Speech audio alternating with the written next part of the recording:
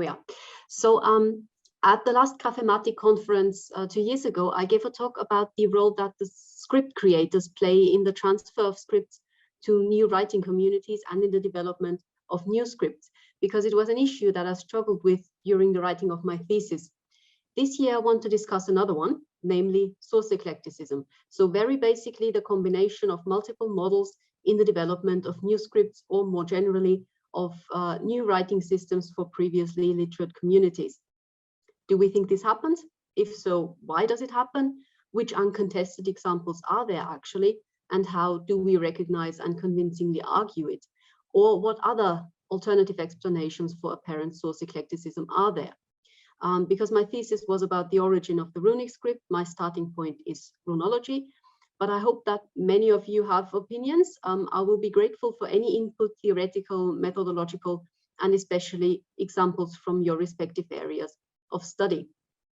So first I will explain why the issue is relevant in the discussion about the origin of the runes. This is the older Futhag, which is the oldest rune row we know. It was used between the 2nd and the 8th century AD. It is evidently an alphabetic script, and the letter forms are in essence reminiscent of those of the Mediterranean alphabets.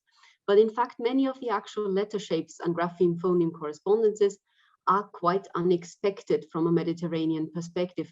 Also, you can see in the drawing, the order of the rune row is entirely different than that of the alphabet, hence the name Futhag. And there are lexically meaningful Germanic letter names.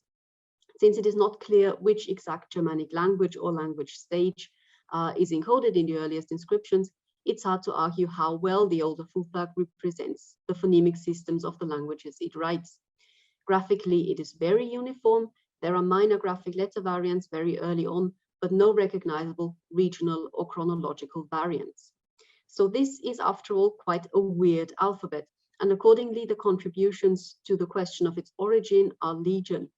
They are usually collected in 3 camps, which derive the runes from the Latin, the Greek, or a North Italic alphabet respectively, but in numerous variants. Usually we start out with a few seemingly obvious letter correspondences. In case of the Latin theory, this would be F, R, S, and B.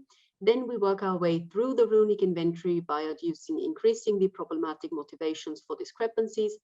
And usually we are left with a number of letters which can only be explained under a certain suspension of disbelief, or are left unaccounted for.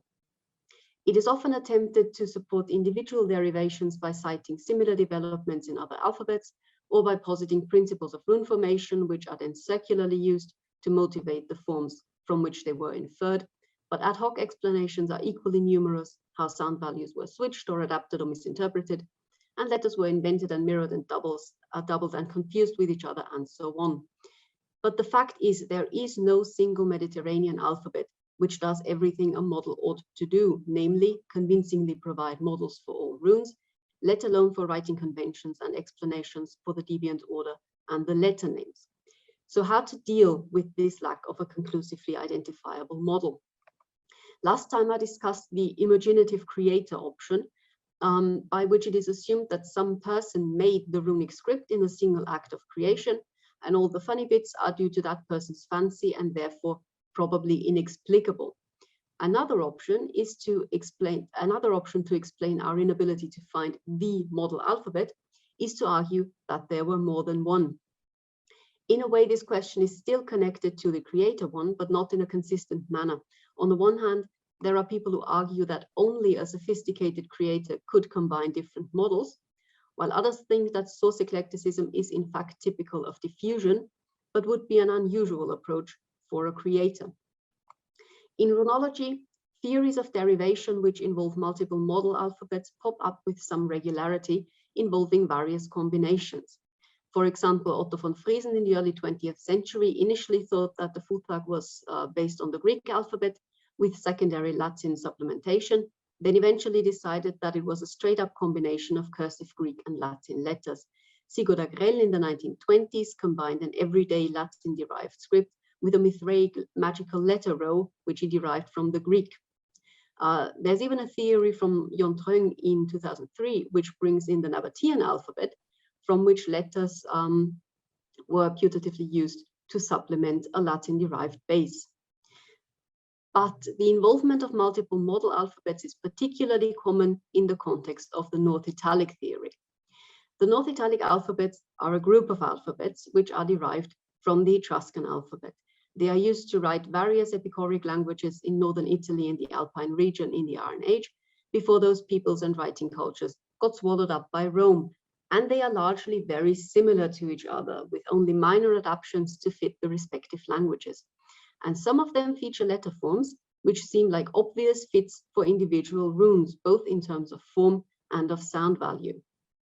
And because they are quite similar to each other, there was and is a tendency to sort of treat them as a whole and just pick fitting forms from what are technically different systems. And because some runes are still best derived from Latin models, the Latin alphabet also tends to be brought in. There are at least 7 derivation theories which use letters from different North Italic alphabets, often plus Latin.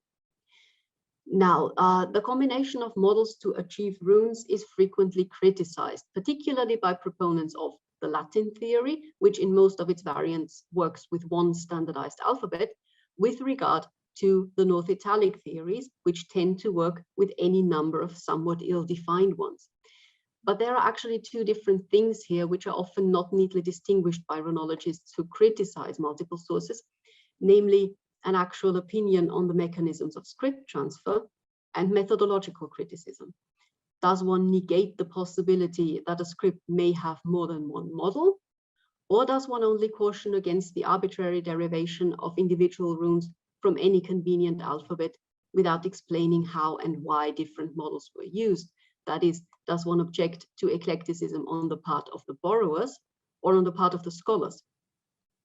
What sounds more like methodological concerns comes, for example, from Henrik Williams, who does not categorically exclude the possibility of script mixture, but refers somewhat dismissively to the notion of picking and choosing in a leisurely fashion. And similarly, Klaus Duvel points out that this fosters arbitrariness.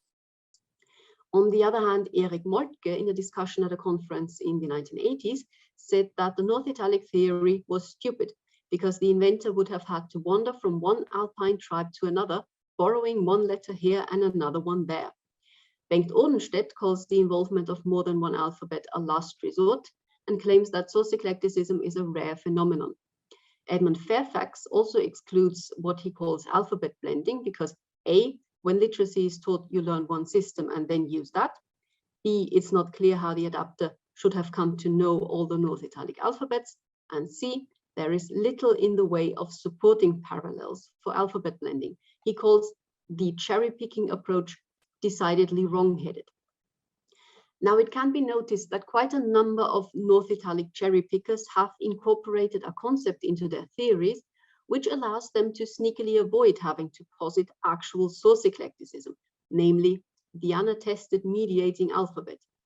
This trick is utilized in the most influential version of the North Italic theory by Karl Mastrander in 1928.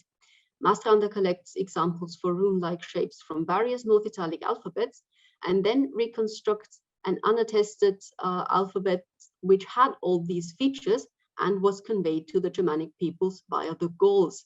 Similarly, Bernard Mies in 2000, who ascribes his mediating alphabet to Celtic tribes in Vindelicia and Bohemia, who passed it on to the north. This is, I think, what Wilhelm Heitzmann means when he says that the runes might be, quote, drawn from different traditions, but from one hand. While source eclecticism is about picking letters from different alphabets, which is absurd. But then how do those mediating alphabets come about? Why do they incorporate elements from different alphabets? One option, though very unconvincing in our context, is that proposed by Vittore Pisani in 1966. Pisani finds rune-like letters in alphabets from all over Italy and proposes that they were all derived from an unattested archaic Etruscan alphabet from which the runes are also derived. Hence the shared features, no mixture.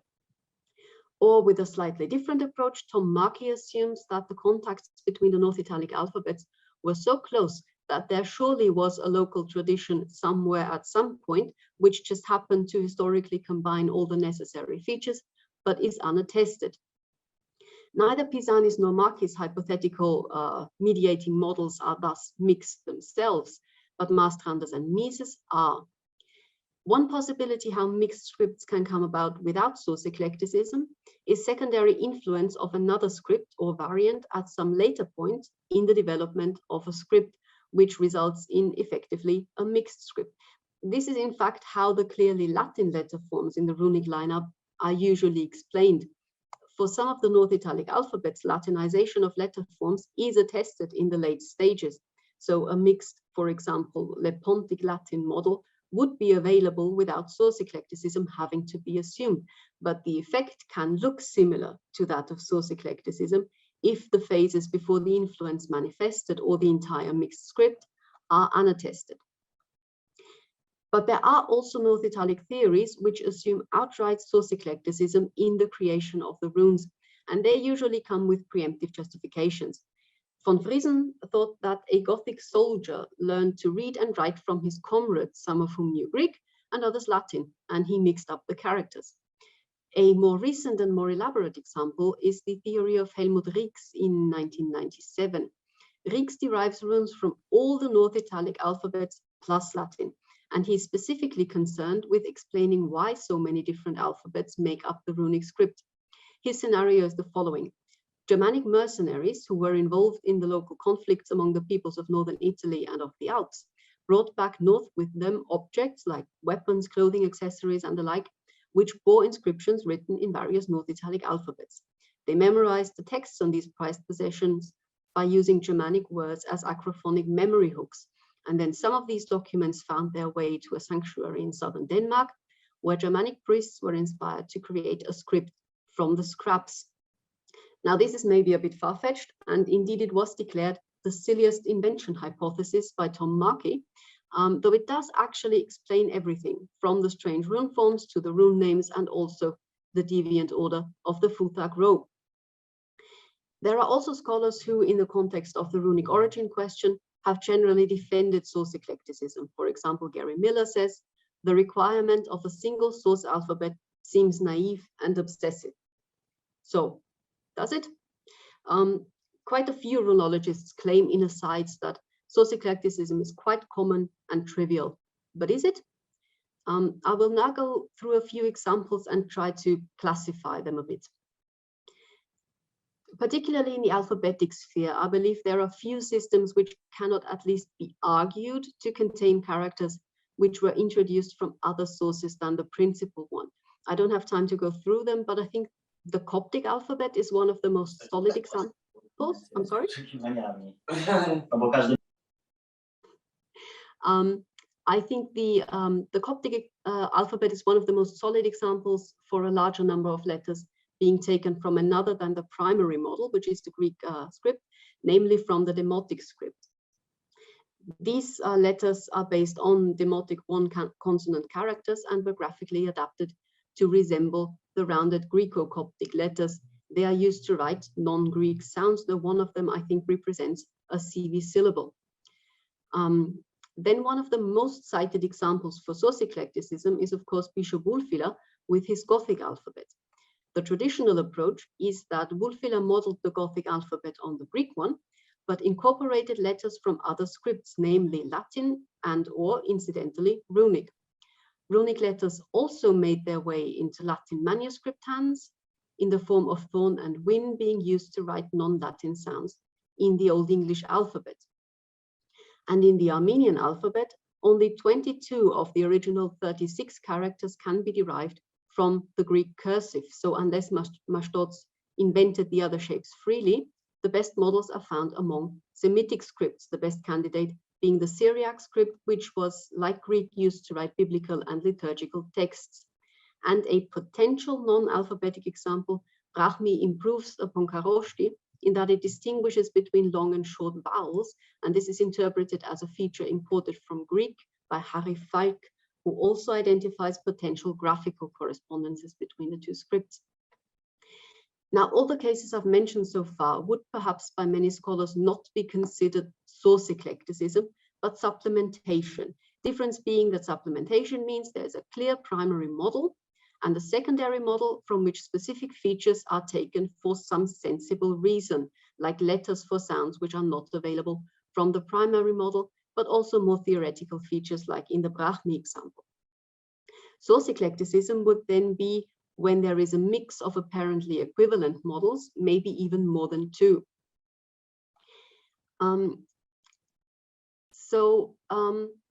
Let's look at the script mixture during a script's development, which occurs when the new script is structurally oriented on one script, but graphically modeled on another. For example, because the former is more typologically suitable, the latter more prestigious.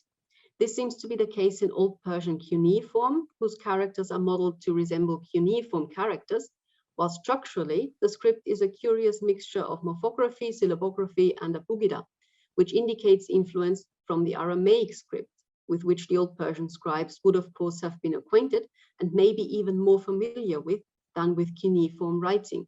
The formal orientation on cuneiform comes from the wish for representativeness. And I think the case of Hangul shows some similarities in this respect, in that it is a completely phonemic script created under the influence of one or more phoneme-oriented writing systems, but the Chinese prestige script is emulated in the manner of arranging the characters in syllable blocks, which graphically resemble the complex Chinese characters. Now again, some may argue that this is not what we mean by source eclecticism, because the motivations, or at least reasons for the combination of different models are clear.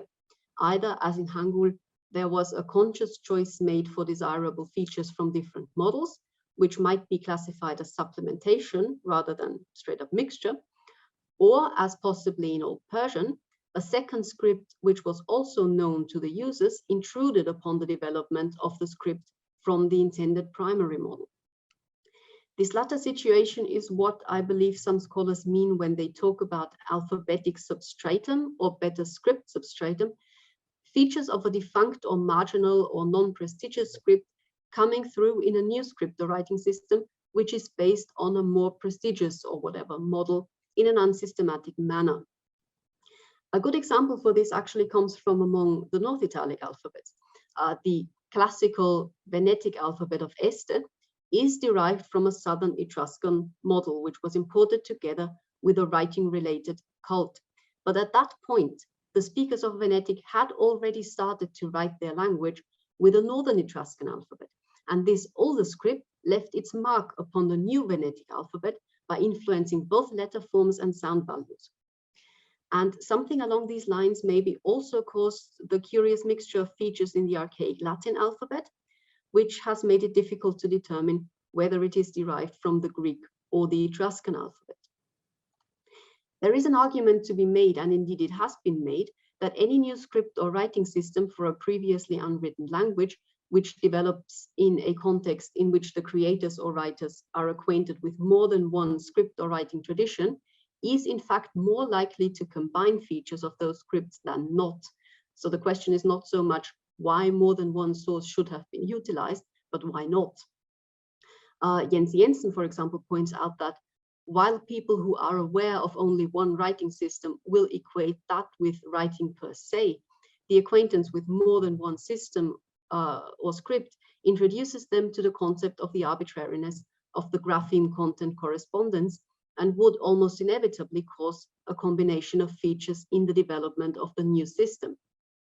Von Friesen, who combines Latin and Greek to get the runes, also explicitly states that since both alphabets would have been known in the time and area of the borrowing which he reconstructed, the involvement of both sources is in fact more likely than a restriction to one single model. Another example for this may be the Iberian script, which is unusual among the European scripts in that it combines alphabetic and syllabic characters. The syllabic element has traditionally been explained through influence from an Aegean syllabary on an alphabetic Phoenician, Greek, or mixed base, in an environment in which all these systems were known and used by culturally dominant colonizers and traders in Iberia. But it must be mentioned in this case that the currently accepted theory about the origin of the Iberian alphabet, as stated by de Oth in 1983, does not assume any kind of script mixture. It derives the Iberian script entirely from a Semitic abjad. Interestingly, such a replacement of older mixture-based theories with one which works with only one model is also seen in other cases, like prominently Adiego's theory for the Carian alphabet, which derives every single strange Carian letter from Greek. And Adiego holds that to bring in other scripts would be to explain obscurum per obscurius. And notably, the Gothic alphabets has also been explained without recourse to Latin letters or runes by none other than Ebbinghaus. Ebbinghaus notes that while some correspondences of Gothic with Latin and runic letters seem obvious, the arguments adduced for their addition are often faulty and lack scientific rigor, which is frankly true. He also argues that there are features in both the Latin and the runic scripts which would have been useful for writing Gothic, but were not utilized. So he derives the Gothic alphabet in its entirety from a Greek model. So I think I'm running out of time. To summarize, I have tried to keep apart different kinds of source eclecticism or script mixture, and I think I can identify examples for all but number one, namely actual straight up source eclecticism, a case in which two or more scripts were mixed together in a seemingly random manner. But of course, this is just my first attempt, and there is much to discuss about it, both whether the classification even makes sense and also how useful it is in practice. All these phenomena are to an extent on a scale and accordingly hard or even impossible to tell apart in practice. So the issue remains ultimately a methodological one. But just to circle back to my runes, it does rather seem that a theory which derives the runes from more than one model ought to identify a primary model, and it ought to motivate the existence of supplementary characters and features which distinguish it from the primary model. Although the mentioned efforts to derive well-known candidates for script with multiple models from only one model testify to a tendency to regard even supplementation with a critical eye? I don't know. Tell me what you think, please. Okay, thank you very much.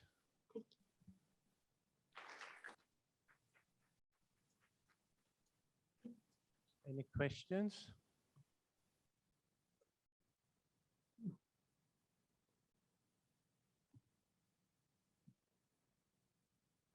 Remote questions? Yes, Daniel.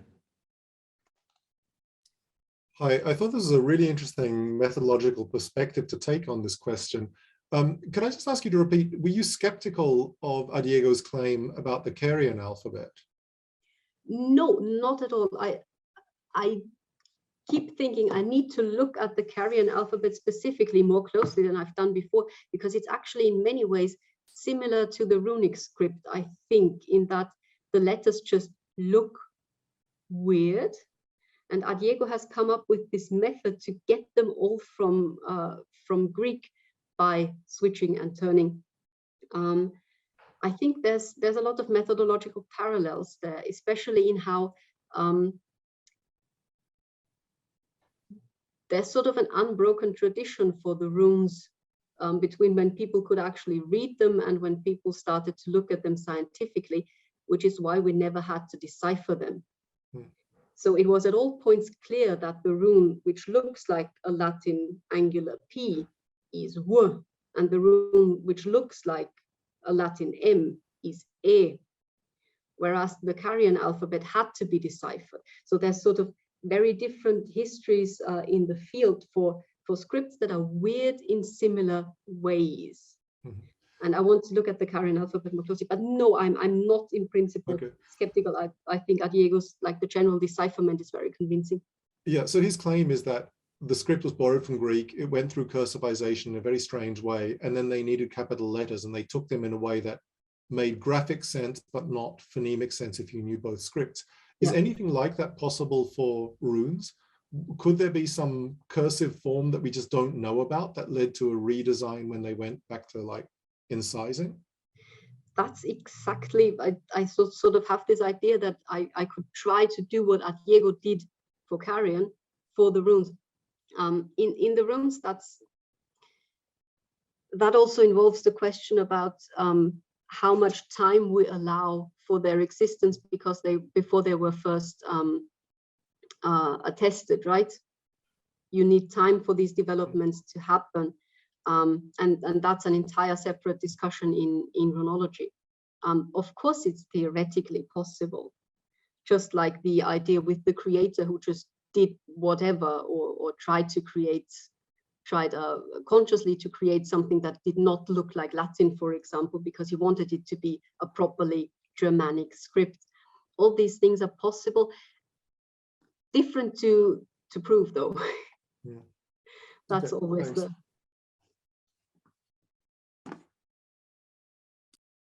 Okay, thank you. I have a question here, even two.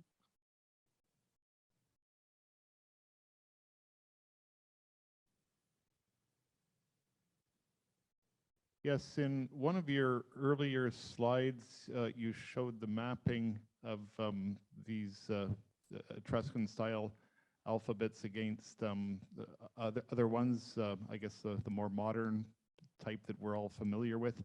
And you had some that were obviously closely related, others more distantly, and others that required leaps of faith. And Yep. there was one where you had the X and G comparison as sort of taking a leap of faith, whereas whereas in I guess Common English, which is a Germanic language, you've got in mid and I guess ending words such as, say, exaggerate, where you could just as easily as say exaggerate, so that there's really very little phonetic difference between the X and the G, which would therefore suggest that maybe that relationship could be justified, I guess, phonetically. Absolutely, yeah.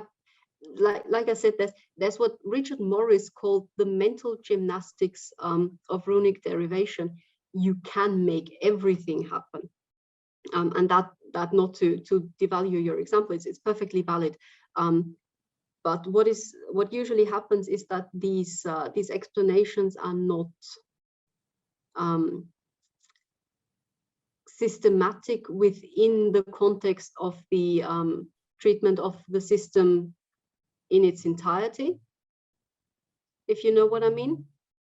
Yes, yeah. So you'd want to demonstrate this, that if the runes were either created, you'd want to demonstrate that there was a inherent logic by which the creator proceeded, or you'd want to demonstrate that there is a phonetic logic which can be demonstrated at least for similar sounds, that they all behave in the same manner.